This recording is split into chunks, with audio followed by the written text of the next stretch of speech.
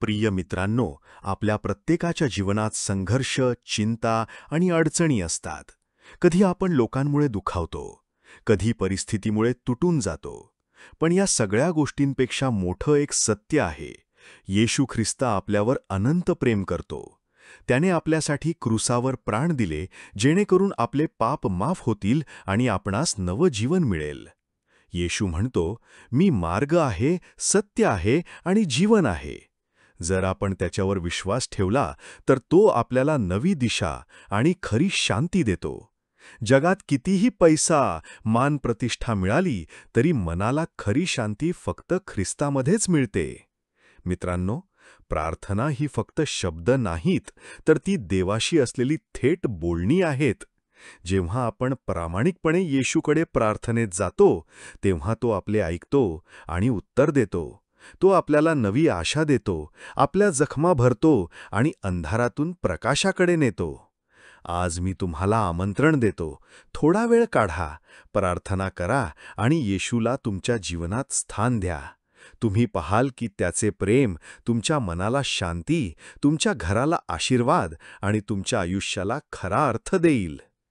जर तुम्हाला हा संदेश आवडला असेल तर या चॅनलला सबस्क्राईब करा, लाईक करा आणि बेल आयकॉनवर क्लिक करा, जेणेकरून पुढील प्रत्येक व्हिडिओची माहिती तुम्हाला लगेच मिळेल.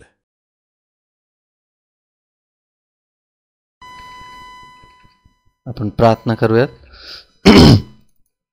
स्वर्गातील जिवंत दयाळू देवा, आकाश पृथ्वी सृष्टीच्या निर्माणकर्त्या प्रभू येशू, या वेळेसाठी आम्ही सर्वजण आभार मानतो. प्रभू, आम्हा सगळ्यांना तू एकत्र केलंस आणि तुझं वचन अभ्यासण्याची, त्याच्यावर मनन करण्याची संधी दिलीस, त्याबद्दल आभार मानतो. जे भाऊ बहीण देवबापा रस्त्यातून येताना ऐकत आहेत, देवबापा पावसाचं वातावरण आहे, तू त्यांचं रक्षण करून त्यांना सुखरूपरित्या घरी घेऊन ये. आणि जे आमचे भाऊ बहीण घरी ऐकत आहेत, माझ्या देवा, त्यांचं पूर्ण लक्ष तुझ्या वचनाकडे लागू देत. प्रभू येशू, फार थोडा वेळ असतो जिथे आम्ही सगळेजण एकत्र येऊन तुझ्या वचनाविषयी वावपाव करतो, चर्चा करतो आणि त्याद्वारे आम्हाला खूप अशी सुंदर शिकवण शिकायला मिळते देवबापा. प्रभू, म्हणून आम्ही सगळं काही लक्ष, जगिक लक्ष बाजूला ठेवून आम्ही पूर्ण शक्तीने, पूर्ण मनाने, पूर्ण देहाने, विचाराने प्रभू तुझ्या जवळ येत आहोत. आमचा स्वीकार कर. आमच्याकडून झालेल्या पापांची, चुकांची, अपराधांची प्रभू तू आम्हाला क्षमा कर. कारण ही प्रार्थना प्रभू येशू ख्रिस्ताच्या नावात करतो, म्हणून तुम्ही ऐका पित्या. आमेन. आमेन. भावांनो बहिणींनो, ही जेव्हा पत्र मी वाचत होतो ना, आता याच्याबद्दल मी पूर्वी पण खूप वाचलं आणि मला माझ्या हृदयाच्या खूप जवळचं पुस्तक आहे. सगळ्यात लहान आहे, अध्याय याला नाही आहे. पहिलाच एकच अध्याय आणि त्याच्यातच ते पत्र संपलेलं आहे. पौल जेलमध्ये आहे. हा जो बेड्या टाकलेला जो व्यक्ती तुम्हाला दिसतोय तो पौल आहे आणि त्याच्या जवळ बसलेला एक त्याचा शिष्य आहे किंवा त्याची शिकवण घेणारा जेलमध्ये बसलेला, त्याच्याबरोबर एक त्रासामध्ये असलेला तो व्यक्ती आहे. तेच आपण बघणार आहोत. की पहिली गोष्ट तर मी हा विचार करत होतो की हे छोटंसं पत्र बायबलमध्ये असण्याचं कारण काय असू शकतं. पौलाचे फिलोमिनाला पत्र म्हणजे लक्षातच येते आपल्याला की पौल फिलोमिनाला पत्र लिहितोय. फिलोमिन हा एक खूप असा चांगला व्यक्ती आहे आणि समाजामध्ये, लोकांमध्ये, मंडळीमध्ये त्याचं खूप चांगलं नाव आहे. परंतु एक घटना घडली आणि त्या घटनेनंतर पौलाला इच्छा झाली की फिलोमिनाशी बोलावं, कारण फिलोमिन हा तो व्यक्ती होता ज्याला पौलाने सुवार्ता सांगितली, प्रभूमध्ये त्याला जिंकलं आणि ख्रिस्तामध्ये त्याला आणलं आणि विश्वासामध्ये भक्कम केलं. आणि त्याच्या घरी प्रार्थना भरत होती आणि फिलोमिन त्या मंडळीला किंवा त्या घरामध्ये भरत असलेल्या प्रार्थनेला लीड करत होता किंवा ती चालवत होता. पण एक घटना घडली तिथे वाईट. फिलोमिन हा खूप श्रीमंत होता, चांगला होता, प्रतिष्ठित व्यक्ती होता, पैसा संपत्ती पण होती. एक घटना तिथे घडली की त्याच्या घरामध्ये एक दास होता. कोण होता? दास. कोणाच्या घरी? कोणाच्या घरी? फिलोमिना. येस, फिलोमिनाच्या घरी एक दास होता. तो दास इतका प्रामाणिक होता, त्याच्याबरोबर चांगला होता, पण अचानकपणे एक घटना घडली की त्या दासाने तिथे चोरी केली. काय त्याला मोह आला, काय झालं माहीत नाही, त्याने चोरी केली आणि त्याची कंप्लेंट रोममध्ये गेली आणि मग रोमी लोकांनी त्याला जेलमध्ये बंद केलं. पण देवाच्या कृपेने, देवाच्या दयेने ज्या जेलमध्ये त्या चोराला किंवा त्या दासाला बंद केलं होतं तिथेच पौल होता. देवाची योजना बघा किती सुंदर असते. तिथेच पौल होता आणि मग जेव्हा त्याला कळालं की हा दास फिलोमिनाचाच सेवक आहे आणि तो माझ्याजवळ आलेला आहे, आणि मग त्या दास्यगृहात पौल शांत नाही बसत. बघा कधी कधी नकारात्मक परिस्थिती आपल्या आजूबाजूला असते ना, आपण देवाबद्दल विचार पण करत नाही, आपण आपलाच विचार करतो की मी कसा या परिस्थितीतून बाहेर निघेल. पौल जेलमध्ये आहे, त्याच्या हातामध्ये बेड्या आहेत, त्याला शासन होतंय, शिक्षा होते, त्रास त्यालाही होतोय, पण त्या त्रासामध्ये तो देवाच्या सेवेसाठी तत्पर आहे. आमेन. आमेन. या जेलमध्ये बंद असताना सुद्धा तो इतरांची सेवा करण्यासाठी तो तत्पर आहे आणि परमेश्वराची आराधना करण्यासाठी त्याची सुवार्ता लोकांपर्यंत पोहोचावी म्हणून तो जेलमधून सुद्धा पत्र लिहितोय. कितीतरी पत्र असे आहेत त्याची की ते त्यांनी जेलमधूनच लिहिलेत, पण तरी सुद्धा तो थकला नाही, हारला नाही. त्यांनी त्याची सेवा करणं चालूच ठेवलं. आणि जेव्हा कधी लोक त्याला भेटायला यायचे तेव्हा मंडळीबद्दल विचारायची, आणि मग मंडळीबद्दल विचारपूस करत असताना त्या मंडळीतल्या काही वादाच्या गोष्टी किंवा घडत असलेल्या घडामोडी त्याच्या कानावर पडायच्या आणि मग त्याला ते ऐकून वाईट वाटायचं आणि मग त्यानुसार तो त्या मंडळीला सल्ला लिहित होता.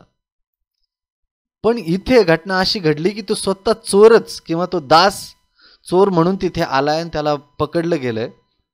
पण त्या चोराला जे काही त्याच्यासोबत घडलंय किंवा त्याने ते केलेलं कृत्य त्याच्याबद्दल खूप वाईट वाटतंय. पण त्याने केलेल्या कृत्यामुळे फिलोमिनाचा विश्वासघात झालाय. बघा, सगळ्यात तुटणारी, तोडणारी किंवा मनाला लागणारी जर काही गोष्ट असेल ना, तर तो एखाद्याचा विश्वासघात आहे. आमेन. बरोबर बोलतोय मी? आमेन. आमेन. बघा, आपण सगळ्या गोष्टीची क्षमा करू शकतो, पण एकदा का एखाद्या व्यक्तीने आपला विश्वासघात केला तर त्याची क्षमा होणं आपल्या मानवी स्वभावाकडून खूप कठीण आहे.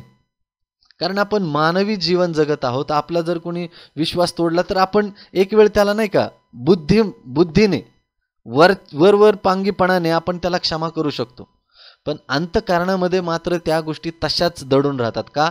कारण विश्वास तोडलाय. आमेन. बरोबर बोलतोय मी? हो हो, बरोबर. आपल्याला माहिती आहे की पवित्र शास्त्र आपल्याला सांगतं की आपण क्षमा करायला पाहिजे. बघा भावांनो बहिणींनो, जेव्हा आपण इतरांना क्षमा करतो ना, तर त्या क्षमामध्ये किंवा त्या पश्चातापामध्ये रिपेअरिंग सुद्धा हवंय. जर त्या नात्यामध्ये कुठेतरी आपण बोलण्यामध्ये काही गोष्टी चुकल्यात किंवा वाद घडलेत किंवा काही आपण त्याची चूक केली किंवा त्याचं नुकसान केलंय, तर त्याची भरपाई सुद्धा होणं गरजेचं आहे. कारण जर आर्थिक नुकसान असेल तर ती आर्थिक नुकसानाची पण भरपाई करण्यास आपण तयार पाहिजे. जर विश्वासघात केलाय तर त्या विश्वासघाताची सुद्धा भरपाई करणं खूप गरजेचं आहे. आणि विश्वासघात झाल्यानंतर त्या व्यक्तीचा परत विश्वास मिळवणं हे खूप कष्टाचं काम आहे. याला त्रास होणार तुम्हाला. पण जितकं तुम्ही विश्वासाला धरून राहाल आणि त्या व्यक्तीबरोबर ते पूर्णपणे पूर्ण अंतःकरणाने त्याच्याशी जुडले जाल, भावनो बहिणीनो, शास्त्र आम्हाला सांगतं की प्रीतीचा विजय होतो. आमेन. जितक्या अंतःकरणाने तुम्ही पूर्ण जीवाभावाने त्या व्यक्तीला जिंकण्यासाठी जे काही प्रयत्न करताल, परमेश्वर तुमच्या बरोबर असणार आहे. कारण तुम्ही नियमशास्त्रानुसार मागताय, आणि जर तुम्ही शास्त्राप्रमाणे मागताय तर बायबल सांगते की ते तुम्हाला मिळाल्या वाचून राहणार नाही. आमेन. आता आपण या पत्राकडे परत येऊयात. इथे एक चोर आहे जो पौलाच्या शेजारी बसलाय. पौलाला त्याने सगळं काही घडलेलं सांगितलंय आणि पौलाला हे ऐकून खूप वाईट वाटलंय. पण चूक तर झाली, त्या चोराकडूनही झाली. त्या चोराने पौलाचा चोरी करणं ठीक आहे, चोरी केल्यानंतर त्याने क्षमा मागितली, त्याने क्षमा केलीही असते. पण फिलोमिनाचा त्या व्यक्तीवर खूप प्रेम होतं, खूप जपत होता त्याला. दास म्हणून नाही, पण एक मित्र म्हणून, घराचा सभासद म्हणून तो त्याला जपत होता. पण त्या दासाने दास मोहात पडला आणि त्याच्याकडून तो अपराध झाला आणि त्याने ती चोरी केली आणि त्याला अटक होण्यात आली. आता आपण बघूया की पौल या पत्रामधून आपल्याला काय शिकवतोय. भावांनो बहिणींनो, माझ्या हृदयाच्या खूप जवळचा हे पत्र आहे. मी जेव्हा पण या पत्राबद्दल मनन करतो ना, मला इतकं जवळीकतेने भासतं ते हृदयाला की खरंच पौलाने ज्या प्रकारे कार्य केलं ना, मला पण प्रभू तसंच काम करायचंय, पूर्ण जीवाभावाने काम करायचंय जसं ख्रिस्ताने केलंय. तयार आहात तुम्ही बघायला? ओके. Yes. तुमचं बायबल सुद्धा तुम्ही सोबत ठेवा. होऊ शकतं की इंटरनेटचं ट्रान्सलेशन जे मी कॉपी पेस्ट केलंय ते थोडं चुकीचं असू शकतं, म्हणून तुमच्याजवळ तुमचं बायबल असू द्यात. कोणी वाचेल स्क्रीनवर? आमचा प्रिय सहकारी फिलोमेन याला, तुला, आमची बहीण आफिया हिला, आमचा सहसैनिक अर्खिप याला व तुझ्या घरात जमणाऱ्या मंडळीला, ख्रिस्त येशूचा बंदिवान पौल व आपला बंधू तिमोथेय याच्याकडून आपला पिता देव व प्रभू येशू ख्रिस्त याच्यापासून तुम्हाला कृपा व शांती असो. आमेन. आमेन. बघा, पौलाच्या पत्राची सुरुवातच इतकी सुंदर आहे ना. तो प्रत्येक वेळेस बघा, तिसरं वचन काय सांगतंय, त्या तिसऱ्या वचनामध्ये खूप गाढ अर्थ लपलाय. आपल्याला ती गोष्ट बारकाईने बघायची. त्याच्या अगोदर आपण पहिलं वचन बघूया काय सांगतंय. पौल त्याला ग्रीटिंग्स मध्ये लिहितोय. काय लिहितोय? नमस्कार करताना किंवा सादरीकरण करताना तो त्याच्या सोबत असलेल्या त्या मंडळीला, फिलोमिनाच्या सोबत असलेले जे काही त्याचे सहकारी आहेत, त्या सगळ्यांचं नाव घेऊन तो बोलतोय. बघा, एखाद्या व्यक्तीला आपण जेव्हा किंवा हॉटेलमध्ये गेलो तर वेटर किंवा त्यांच्या हुद्द्यावरून जर आपण त्यांना हाक मारतो ना, तर त्या आवाजामध्ये किंवा त्या हाकेमध्ये नातं नसतं. पण जेव्हा आपण त्यांना आवाजाने हाक मारतो ना, भले मग तुम्हाला त्याची ओळख नसेल तर त्या व्यक्तीला नाव विचारा की दादा तुमचं नाव काय. मग जेव्हा ते नाव कळेल तेव्हा पुढच्या वेळेस जेव्हा तुम्ही त्या व्यक्तीला भेटाल, त्याला नावाने जेव्हा हाक मारताल ना, तो तुमच्याकडे असा धावत येईल ना, असं इतकं भारी सर्व्हिस देईल तुम्हाला, जो इतरांकडे ती सर्व्हिस तुम्हाला कधीच मिळाली नसेल. इतकी चांगली सर्व्हिस तो तुम्हाला देईल. आमेन. बरोबर बोलतोय मी? काही लोकांना सवय असते नाही का, हॉटेलमध्ये गेल्यावर अय असा आवाज देतात. नाही, ही पद्धत बरोबर नाहीये. जेव्हा आपण एखाद्याला भेटतो ना, बायबल आम्हाला त्याच्यासमोर नम्रतेने झुकायला सांगतं, बोलायला सांगतं, अब्दीने बोलायला सांगतं. आणि पौल त्याची सुरुवातच इतकी सुंदर करतोय की तो फिलोमेनाबरोबर त्याच्या असलेले सभासद किंवा त्याचे मित्र, त्याच्याबरोबर असलेले सेवक, त्या सगळ्यांचं नाव घेतोय. काय म्हणतोय तो? तुला, आमची बहीण आफिया हिला, आमचा सहसैनिक अर्खिप ह्याला व तुझ्या घरात जमणाऱ्या मंडळीला. बघा,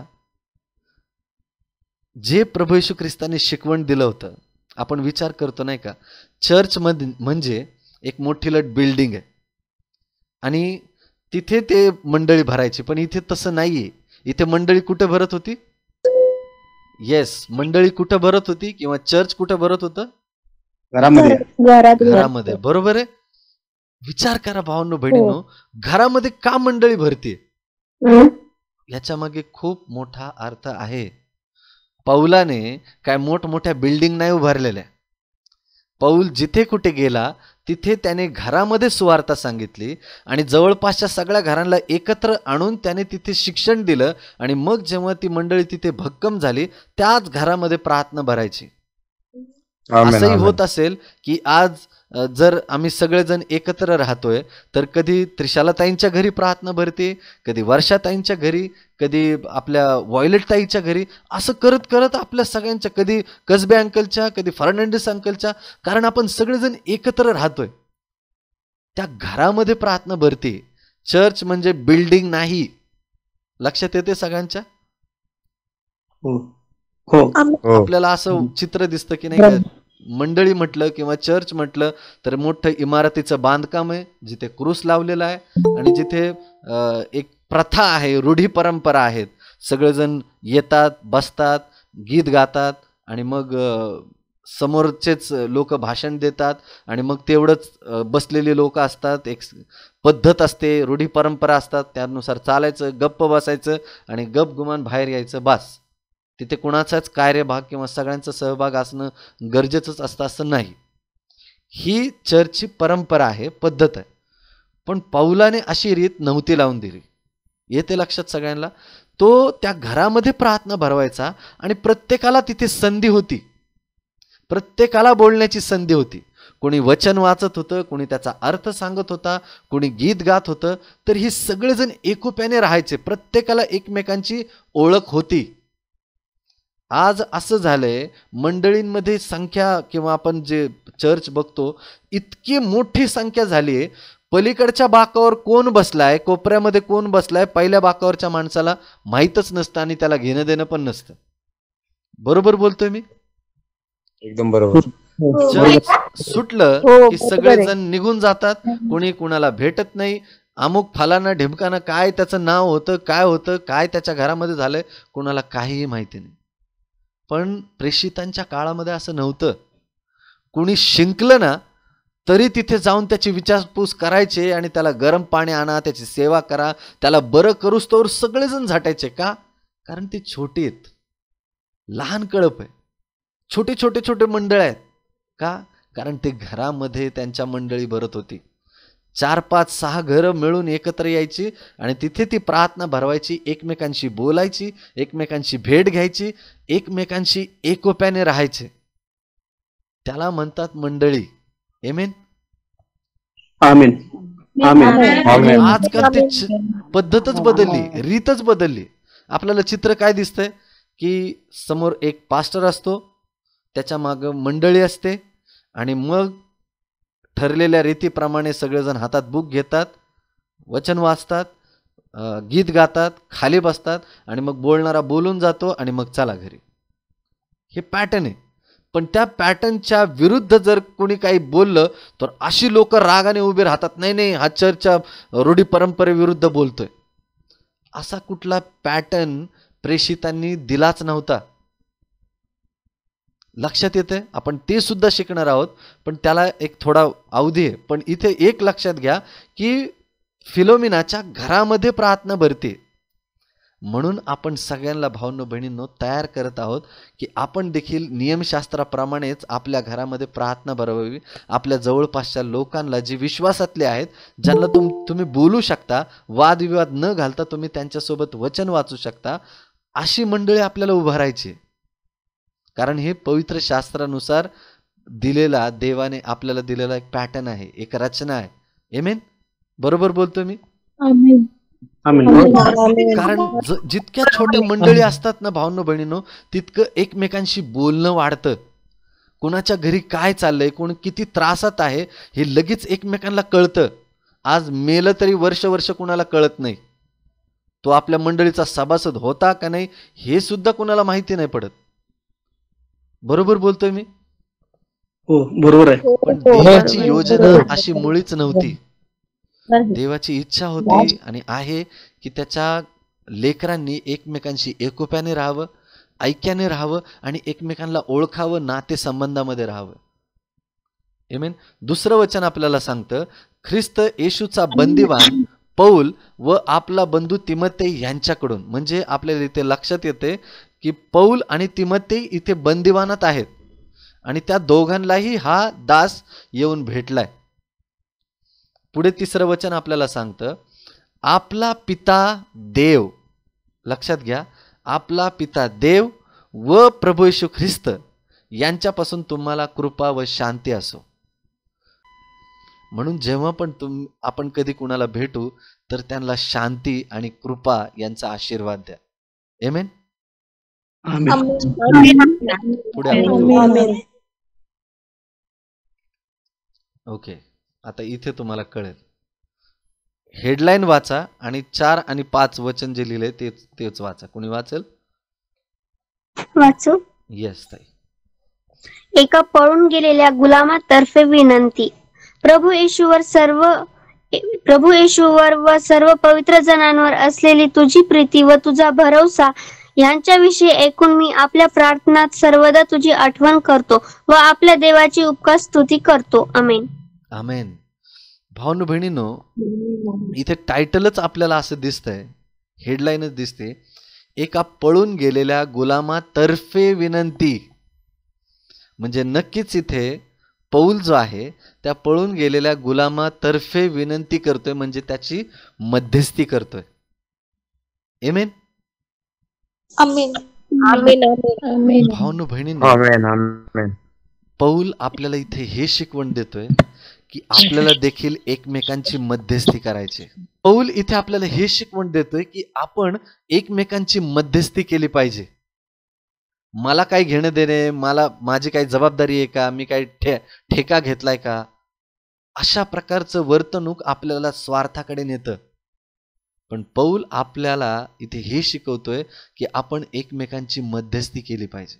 बघा, त्याने चूक केली होती, त्याने चोरी केली होती, त्याने अपराध केला होता, पण ज्या प्रकारे त्याने पौलाजवळ येऊन आपलं सगळं काही हकीकत त्याला सांगितली, त्याच्याद्वारे तो हे सांगतोय की मला माझ्या अंतःकरणाने जे काही मी केलंय, मी वागलोय, मी नुकसान केलंय माझ्या मालकाचं, फिलोमेनाचं, त्याबद्दल मला खूप खेद आहे आणि मी त्याचा विश्वास परत कसा जिंकू हे मला समजत नाहीये.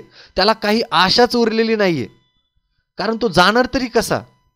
चोरी करणं ठीक आहे, त्याची भरपाई होऊ शकत होती, पण ज्या विश्वासाने फिलोमिनाने त्या चोराला किंवा त्या दासाला त्याच्याबरोबर वर्तणूक केली होती, त्याच्याबरोबर भावासारखा, आपल्या फॅमिली मेंबरसारखा वागला होता, आणि तरी देखील विश्वासघात होणं हे फिलोमिनाला खूप त्रासदायक होतं. आणि तोच त्रास घेऊन किंवा त्याच अंतःकरणाच्या वेदना घेऊन हा चोर किंवा तो गुलाम पौलासमोर विनंती करतोय की मला तुम्हीच सांगा आता मी काय करू.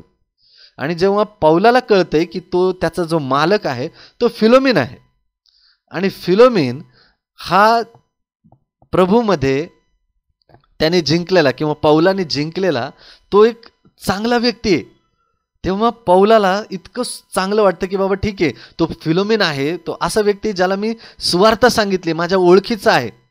आणि मग त्याच्याकडून तो मध्यस्थीसाठी त्याला पत्र लिहितोय फिलोमिनाला, आणि त्याला सगळी हकीकत सांगतोय की नेमकं काय घडलं होतं, तो कसा माझ्याजवळ आलाय आणि आता मी काय करणार आहे पुढे, हे पौल सांगतोय.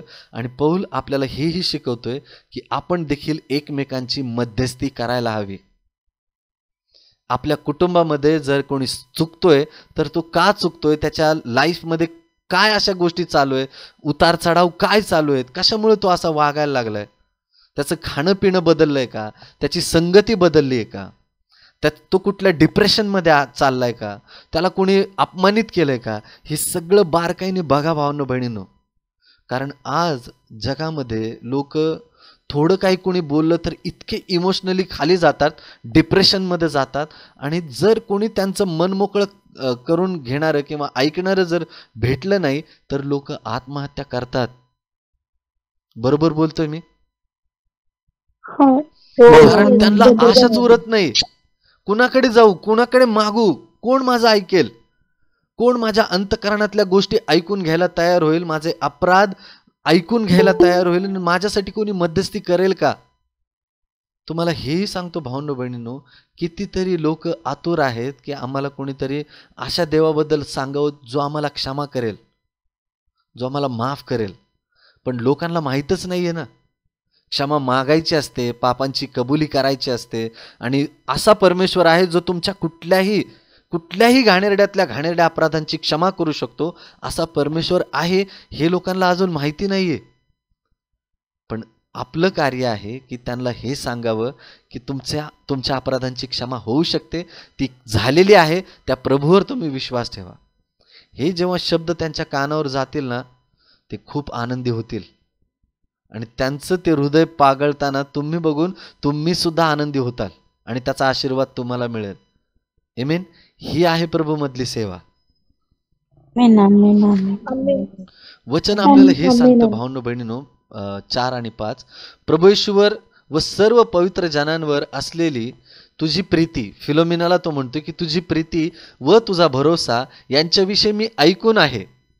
मी आपल्या प्रार्थनात सर्वदा तुझी आठवण करतो.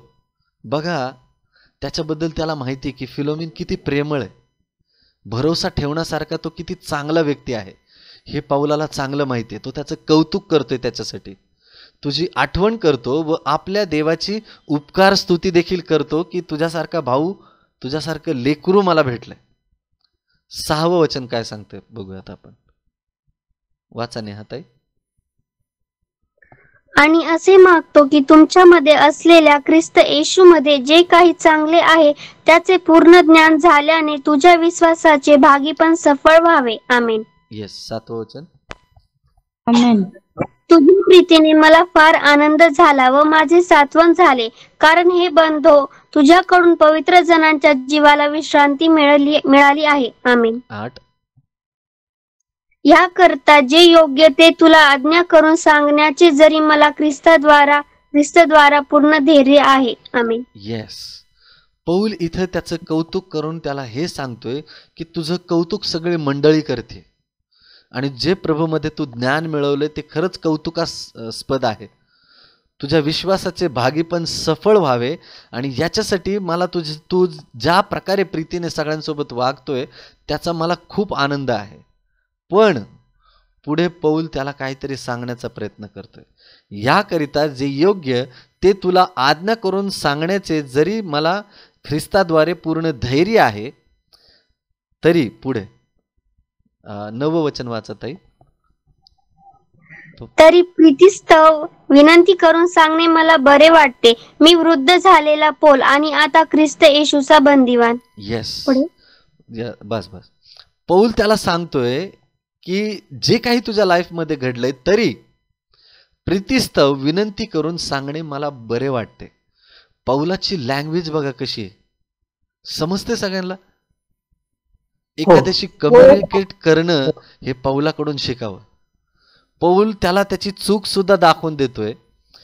ती इतकी नाजूक परिस्थिती आहे ज्याला हँडल करताना तो खूप गांभीर्याने विचार करतोय, कारण नुकसान फिलोमेनाचं पण झालंय आणि एकीकडे जो असा व्यक्ती आहे जो चोरी करून पळालेला आहे, जेलमध्ये आहे आणि त्याने त्या फिलोमेनाचीच चोरी केली. दोन्हीकडची परिस्थिती नाजूक आहे. जर एकाची बाजू घेतली तर दुसरा चिडेल आणि जर त्याची बाजू घेतली तर हा चिडेल. मग पौल इतकं सुंदररित्या ती परिस्थिती हँडल करतोय आणि तो म्हणतोय की तू जरी प्रेमाने भरलेला असलास, तुझी चांगली वागणूक असली तरी प्रीतिस्थव मी आता तुला विनंती करून सांगणे हे मला बरं वाटतंय. तो म्हणतोय की मी वृद्ध झालेला पौल आणि ख्रिस्त येशूचा बंदिवान, मी बंधनात असता ज्याला आध्यात्मिक जन्म दिला ते माझे लेकरू अनेसिम याच्याविषयी मी तुला विनंती करतो. आता त्या दासाचं नाव इथे समोर येते. काय नाव आहे त्या दासाचं? अनेसिम. हे मी तुम्हाला वारंवार विचारणार आहे, लक्ष द्या. किती सुंदररित्या पौल मध्यस्थी करतोय बघा. मी बंधनात असता ज्याला आध्यात्मिकरित्या जन्म दिला. लक्षात घ्या इथे काय आपल्याला चित्र दिसतंय. पौल इथे जन्म देतोय. कसा? आध्यात्मिकरित्या. कुणाला? अनेसिमला. कसा काय जन्म देतोय? कोणी सांगू शकतं? विचार करताय तुम्ही? जेव्हा पौल अनेसिमला सुवार्ता सांगतोय, ख्रिस्तामध्ये त्याला प्रेम त्याचं पूर्णपणे व्यक्त करतोय की खरी सुवार्ता काय आहे ते सगळं काही सांगितल्यावर अनेसिमचं हृदय इतकं फाटून जाते की मी काय केलं, मी माझ्या मालकाविषयी मी काय केलं, काय करून बसलो, किती अपराध केलाय. आणि याचे त्याला दुःख होत असताना अनेसिमचा नव्याने जन्म झालाय आणि तो जन्म ख्रिस्ताद्वारे ख्रिस्ताने तर त्याला दिलंच, पण त्याचं माध्यम पौल बनलेलं आहे. आणि पौल त्याला म्हणतोय की आध्यात्मिकरित्या मी त्याला जन्म दिलाय, कारण ख्रिस्ताची सुवार्ता त्याला कळाली आहे आणि ते माझं आता लेकरू झालंय. बघा त्याला तो किती सुंदररित्या हाताळतोय. परिस्थिती कितीही भयानक असू द्यात, घरामध्ये कितीही वादविवाद होऊ द्यात, ते नाजूकपणे जेव्हा आपण हाताळायला शिकतो ना, तेव्हा आपण दोन्ही भांडणांमध्ये किंवा त्या वादविवादांमध्ये सलोखा निर्माण करू शकतो. परमेश्वराने त्याच्यासाठीच आपल्याला उभं केलंय. आमेन. आमेन. जेव्हा कधी घरामध्ये वादविवाद भांडणतंटा होतात, आपली भूमिका ही पौलासारखी असली पाहिजे. ते वादविवाद कसे मिटतील, कसं एकमेकांना शांतीने घेता येईल, याच्यासाठी आपल्याला नेहमी उभं राहायचंय. पुढे 11 वचन काय सांगतं बघा, 11 आणि 12 वचन वाचत आहे. तो पूर्वी तुला निरुपयोगी होता, तरी आता तुला व मलाही उपयोगी आहे. त्याला म्हणजे खुद्द माझ्या प्राणालाच मी तुझ्याकडे परत पाठवले आहे. त्याचा स्वीकार कर. आमेन. आमेन. मला जीव वाचताना खरंच माझ्या मला काटे फुटतात, शहारे येतात की किती सुंदररित्या ते प्रेम, ख्रिस्ताचं प्रेम पौलाने व्यक्त केलंय बघा. फिलोमेनाला तो म्हणतोय की तो पूर्वी तुला निरुपयोगी होता, तुझा म्हणजे तू त्याला असं हाकलून दिलं की आता त्याचा तुला उपयोगच नाहीये, आता त्याचा युजलेस झालाय तो तुझ्यासाठी. पण तरी आता तुला व मलाही उपयोगी आहे. का? कारण त्याने पश्चाताप केलाय. बघा, जेव्हा ख्रिस्त आपल्याला कळतो ना, जगाच्या दृष्टीने भले तुम्ही निरुपयोगी असताल, जगाने तुम्हाला टाकलेलं असेल, तुमच्या नातेवाईकांनी तुम्हाला सोडलेलं असेल, पण प्रभू येशू ख्रिस्तासाठी तुम्ही खूप उपयोगी आणि मौल्यवान आहात. हिऱ्याप्रमाणे आहात. तुम्ही हिराच आहात, कारण तुम्ही त्याचे पुत्र व कन्या आहात. आमेन. जगाने तुम्हाला कितीही दोष लावू द्यात. बघा, एखाद्याला आपण कितपत प्रूफ करू शकतो स्वतःला. तो व्यक्ती ऐकायला तयार नसेल, तुम्ही किती जरी पश्चाताप करत असाल, किती जरी माफी त्याला मागत असताल, पण तरी सुद्धा तो व्यक्ती जर ऐकत नसेल, भावांनो बहिणींनो, तुम्ही तुमचं हृदय कठीण करू नका. तुमचे प्रयत्न, तुमच्या प्रार्थना चालू ठेवा. प्रभू येशू ख्रिस्त तुमच्या बरोबर आहे. तो त्या व्यक्तीचं हृदय परिवर्तन करायला कधीही तयार आहे. कारण जे पूर्वी तुम्ही निरुपयोगी होता, आता तुम्ही ख्रिस्तासाठी उपयोगी झालेला आहात. कारण आपलं हृदय फाटलेलं आहे, आपल्याला आपली चूक समजली, आपण त्या व्यक्तीचा किती अपराध केलाय, किती नुकसान केलंय, किती विश्वासघात केलाय, याची आपल्याला जाणीव झालेली आहे. आणि जेव्हा ती जाणीव ख्रिस्ताच्या आत्म्याच्या द्वारे होते ना, तेव्हा त्या व्यक्तीचं हृदय फाटून जातं. पौल इथे म्हणतोय की तो पूर्वी तुला निरुपयोगी होता, आता तुला पण उपयोगी आहे आणि मला पण उपयोगी आहे. त्याला म्हणजे खुद्द पौल इथे काय म्हणतोय, त्याला आता मी तुझ्याकडे पाठवतोय. त्याला पाठवतोय असं नाही, तर माझा जीव येतो, माझा प्राण आहे. म्हणजे पौलाचं अनेसिमवर इतकं प्रेम जडलं होतं, त्याला इतकं ते जिव्हाळा लागला होता त्याचा. आता त्याची सुटका झाली. त्या चांगल्या कृत्यामुळे पौलाने त्याची मध्यस्थी नक्कीच केलेली असणार आहे. त्या जेलरला तो भेटलेला असणार आहे. त्याच्यासाठी जे काही होईल ते प्रयत्न करून पौलाने अनेसिमची तिथून सुटका केली. आणि मग तो त्याच्याबरोबर ते पत्र पाठवतोय की हे पत्र तू फिलोमेनाला दे, तो तुझी नक्की ख्याली खुशाली करेल आणि तो तुला स्वीकारेल. आणि मग तो त्याला त्या पत्राद्वारे म्हणतोय की मी माझ्या जीवाला, मी त्याच्या अनेसिमवर इतकं प्रेम करतोय की आता मी त्या माझ्या जीवालाच तुझ्याकडे पाठवतोय. प्रभू येशू ख्रिस्ताने, भावनो बहिणींनो, त्या प्रभू येशू ख्रिस्ताची भूमिकाच खुद्द पौल पार पाडतोय. आमेन. आपण सगळे अनेसिम आहोत. समजते सगळ्यांना? आमेन. आपण सगळे अनेसिम आहोत. आपण आपल्या पित्याचा विश्वासघात केलाय. आपण चोरी केली, लबाडी केली, व्याभिचार केला, नको नको त्या गोष्टींच्या मागे लागलोय ना. आपण पित्याचा विश्वासघात केलाय, तोडलाय आपण त्या पित्याचं हृदय पूर्णपणे. पण प्रभू येशू ख्रिस्ताने आपली मध्यस्थी केली. फरक एवढाच आहे की फिलोमेनासारखं हृदय आपल्या पित्याचं नाहीये. पण नियमशास्त्राप्रमाणे ते सगळे आरोप आपल्यावर लादून किंवा लादले जाऊन की त्या अपराधामध्ये आपण पडलोय आणि आपलं जीवन आता इतकं भयानक पातळीला गेलंय. पण प्रभू येशू ख्रिस्ताने मध्यस्थी केल्यामुळे आपण पूर्वी निरुपयोगी होतो, ते आता उपयोगी झालोय. आणि प्रभू येशू ख्रिस्त आता आपल्याला या जगात पाठवतोय, म्हणजे त्याचा जीवच पाठवतोय. प्रभू येशू ख्रिस्त तितकं आपल्यावर प्रेम करतोय. आमेन. आमेन. इथं एक अर्थ हाही आहे की प्रभू येशू ख्रिस्ताने स्वतःचा जीव देऊन आपल्या सगळ्यांचे प्राण वाचवले. का? कारण आपण पित्याबरोबर असावं, पित्यासोबत असावं. ज्याप्रमाणे इथे पौल इच्छा धरून पूर्ण प्रेमाने ते पत्र लिहून फिलोमेनाला विनंती करते की तू त्याला तुझ्या सोबत ठेव, कारण माझी इच्छा आहे की अनेसिमने तुझ्या सोबत असावं. प्रभू येशू ख्रिस्ताची पण इच्छा आहे की आपण पित्याच्या बरोबर असावं, कारण प्रभू येशू ख्रिस्ताचा जीव आहे आपल्यावर. खुद्द तो आपल्याला त्याचा प्राण देऊन त्याने वाचवलंय आणि आपल्याला ते मौल्यवान बनवलंय. 12 वचन सांगतं त्याला, म्हणजे मी खुद्द माझ्या प्राणालाच मी तुझ्याकडे परत पाठवले आहे, त्याचा स्वीकार कर. आमेन. आमेन. सुंदररित्या दोघांचं संभाषण आहे बघा. पौलाने कितपत खाली जाऊन ती मध्यस्थी केली त्याच्यासाठी, आणि पुढे पण आणखीन खूप आहे, पण वेळ खूप झाली. तुमची इच्छा आहे ऐकण्याची? हो ब्रदर. ओके, ठीक आहे. पण काही भाग आपण याचा उद्या ठेवूया, जेणेकरून आपल्याला देखील इच्छा होईल की आणखीन काहीतरी जाणून घ्यावं. ठीक आहे, इथून पुढचा भाग आपण उद्या बघणार आहोत.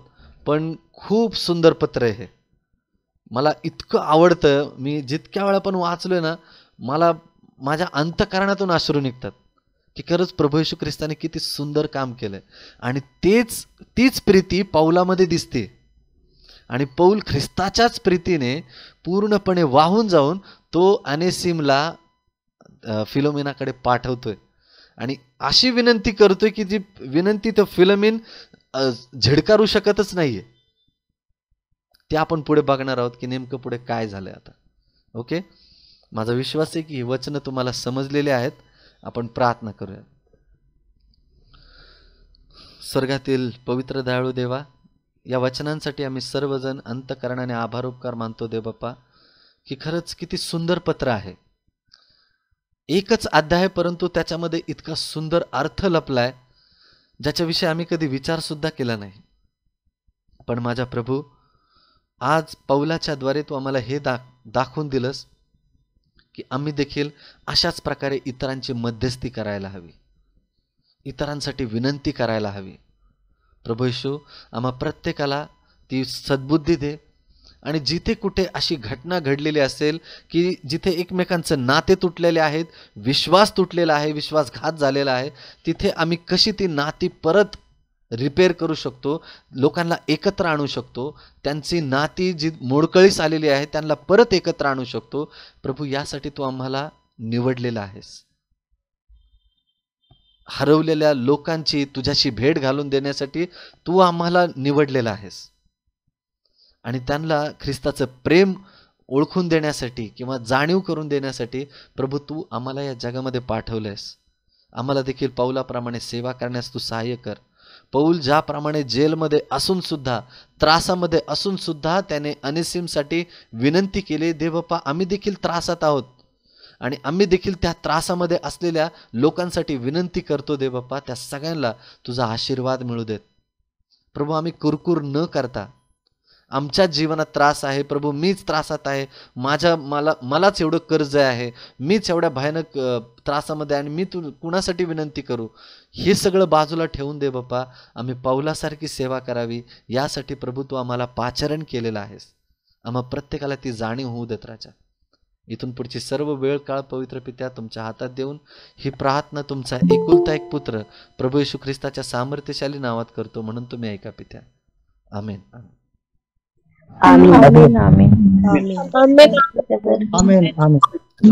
भावनो बहिणींनो, मला तुमच्याकडून ऐकायचंय की तुम्ही काय शिकलात या आतापर्यंतच्या 12 वचनांमध्ये. Hello brother. येस श्वेताताई बोला. हॅलो. खरंच आजचा संदेश खूप चांगला होता. आमेन आमेन. देवाला गौरव. थँक्यू. त्याला म्हणजे ह्याच्यातून आम्हाला शिकवण मिळाली की पाऊल जसं ते ह्याला सांगतोय त्याच्या शिष्यांना की बापा तुम्ही पण वागलं पाहिजे चांगलं. Amen amen. Yes, thank you so much. आणि तुम्ही पण म्हणजे स्वार्थ म्हणजे दिले पाहिजे, सांगितलं पाहिजे. Amen. असं Amen. झालं. Yes. कंटाळा हे केला नाही पाहिजे. आपले स्वार्थ सांगितले पाहिजे आणि सगळ्यांसाठी म्हणजे झटलं पाहिजे, प्रार्थना ही केली पाहिजे. जसं पाऊल जेलमध्ये असून सुद्धा ते म्हणजे पत्र हे लिहून एवढं हे करत होता. तर मग आपण तर आपण पण असं म्हणजे कामधंदे भरपूर आहेत, पण तरी पण आपण प्रभूला वेळ दिला पाहिजे आणि आपण पण इतरांच्या काय अडचणी आहेत ह्या पण जाणल्या पाहिजे, त्यांना काही मदत केली पाहिजे. हे Amen. आम्हाला म्हणजे धड्यापासून शिकायला मिळालं. म्हणून Yes. Amen amen. Thank you so much धन्यवाद. श्वेताताई. देवाला गौरव. Thank you so much. येस. आणखीन कोणी आहे? ब्रदर मी Yes. माझ्या वाटतं 3 वेळेस आलेलं आहे पत्र पण ते आज सविस्तर मला खुलासा कळाला आतापर्यंत. Amen. Amen. म्हणजे मी विचार केला नव्हता, आज तुम्ही जो खुलासा दिला, प्रभूच्या नावाला धन्यवाद. Amen. Praise the Lord. सगळे गौरव देवाला. Thank you so much uncle. Thank you so much. Yes. आणखीन कुणाला काही बोलायचं? Pastor praise the Lord. विमलताई बोला. पास्टर मी पण खूप वेळेला हे पत्र वाचलं, पण काहीच मला समजलं. पण आज तो उलगडा तुम्ही करून दाखवला आणि खरोखर त्यातलं म्हणजे एकदम नवीनरित्या मला त्या गोष्टी सगळ्या समजल्या. Thank you pastor. आमेन. खूपच छान. आमेन. आमेन. देवाला मला गौरव. सगळं म्हणजे येस. पूर्ण पत्र जसं समजलं. मी खूप 2-3 वेळेला वाचलं, पण मला आत्ता कळलं. आमेन. थँक्यू. ते बघ तुम्हाला आशीर्वाद आहे. आमेन. थँक्यू विमलताई. भावनो बहिणींनो, पण मला हे सुद्धा जाणून घ्यायचं आहे की नेमकं काय कळालंय ह्या सगळ्या मुद्द्यांमधून, वचनांमधून आपल्याला काय कळालंय हे मला तुमच्याकडून जाणून घ्यायचंय. काय शिकवण मिळाली? येस, ते पौलाने जे प्रेम दाखवलं, पौलाने त्या दासावरती जे प्रेम दाखवलं, त्याच्यावरून ते होतं की खरोखर येशू ख्रिस्ताचं प्रेम किती महान आहे. आणि खरोखर असं म्हणजे आपण पण घरामध्ये प्रीतीने सर्वांना समजून घेतलं तर खूप किती चांगलं होईल. की एवढं त्या दासाने एवढं धन्याच्या विरुद्ध अपराध केलेला तरी सुद्धा त्याला जवळ केलं आणि सगळं समजावून सांगितलं प्रेमाने. म्हणजे त्याचं अगदी मन भरलं त्या दासाचं. आहे ना. तसं म्हणजे आपण एकमेकांवर प्रीती करावी, प्रेम करावं, घरात तसं वातावरण केलं तर खूपच छान. ते आपलं कधीच नातं तुटणार नाही. Yes yes. आणि इथे आणखीन एक सुंदर गोष्ट काय दिसते माहिती आहे? पौलाने त्याची जबाबदारी घेतली. आपण नाही घेत एकमेकांची जबाबदारी. आपण विचार करतो की बाबा परत त्याने विश्वासघात केला तर काय होईल. आपण नाही घेत, उचलत नाही जबाबदारी. का? कारण आपण घाबरतो. पण पौलाने इथं पूर्णपणे जेव्हा त्याचं परिवर्तन झालेलं पौलाला दिसलंय अनेसिमचं, तेव्हा त्याने पूर्णपणे जीव ओतून अनेसिमला देवाचं प्रेम इतकं दाखवलं सुंदररित्या.